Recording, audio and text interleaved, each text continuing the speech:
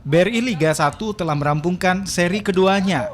Tim PSM Makassar pun telah kembali ke Kota Daeng untuk jeda kompetisi jelang seri ketiga dilanjutkan. Melihat perjalanan tim Juko Eja, mereka tampil inkonsisten. Tampil apik di awal kompetisi, tapi kini terperosot ke urutan ke-7 klasmen sementara. Saat ini PSM Makassar mengumpulkan 16 poin dari 11 laga. Nilai itu didapat dari 4 kali menang, 4 kali seri, dan 3 kali kalah. PSM Makassar banyak kehilangan poin kala menghadapi tim yang dinilai memiliki kualitas di bawah.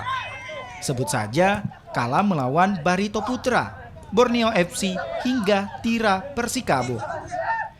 PSM terkadang kalah atau mendapat hasil seri, meski diprediksi akan meraih poin penuh. Kini PSM harus berbenah.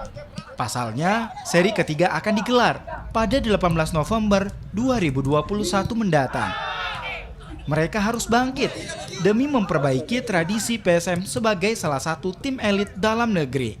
Tim Liputan, Kompas TV.